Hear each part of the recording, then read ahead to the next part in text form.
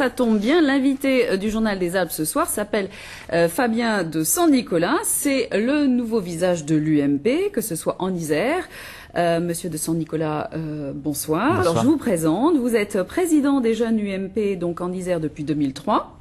Et puis sur le plan national, vous êtes président des jeunes populaires, les jeunes pop comme on dit depuis 2005. Et puis vous partez à la bataille des législatives contre André Valigny, président du Conseil général de l'Isère dans la 9e circonscription. Tout de suite votre réaction après ce qu'a dit monsieur Gerby. On a lancé la machine à perdre ?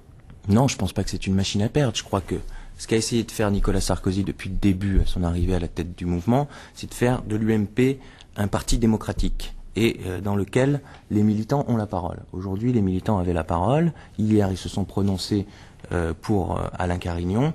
Aujourd'hui, il y a un processus qui est en cours. Richard Cazenave, certes, maintient sa candidature, mais aujourd'hui, la Commission nationale d'investiture devra se prononcer à nouveau à la suite du vote des militants, et ensuite le Conseil national de l'UMP votera pour la totalité des militants. Reconnaissez que c'est désastreux si Richard Cazenave maintient sa candidature. Quoi qu'il en soit, il n'y aura qu'un seul candidat UMP.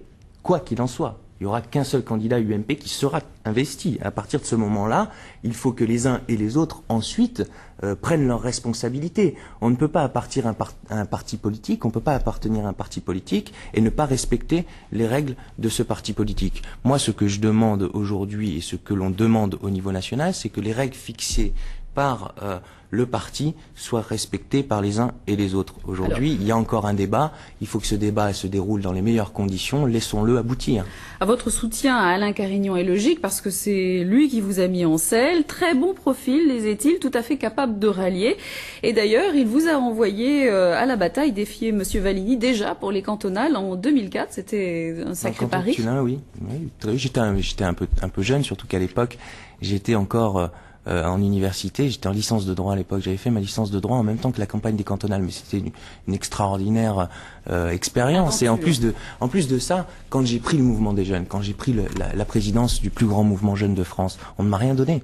J'ai dû prendre. D'ailleurs, vous employez le terme prendre, hein, c'est pas. J'ai dû prendre. On ne m'a rien donné du tout. Alors là, votre candidature pour les législatives, elle est entérinée. Vous partez à la bataille. Comment est-ce que vous allez convaincre les électeurs de la 9e circonscription de voter pour vous? Moi, ça fait aujourd'hui 1 an et demi que je travaille au quotidien et aux côtés de Nicolas Sarkozy.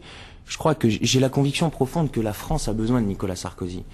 Et cette circonscription a besoin de ma proximité avec Nicolas Sarkozy. Et je crois que c'est un atout pour cette circonscription. Dans le même temps, il y a un autre élément qui est important, c'est que ça sera un combat génération contre génération. Génération Jospin contre génération Sarkozy. Et ça sera dans le même temps aussi. Ça va suffire parce non, que pas du tout, mais on reviendra sur des Valigny. projets un peu plus locaux, si vous voulez. Mais ça sera génération contre génération, génération et projet contre projet. Alors, sur quel dossier allez-vous ferrailler? Soyons concrets. Il y a un dossier qui touche la circonscription et qui est très important et dans lequel tout le monde attend une sortie intéressante, notamment la question du tunnel. Je crois qu'il n'est pas normal aujourd'hui que des artisans ne puissent pas faire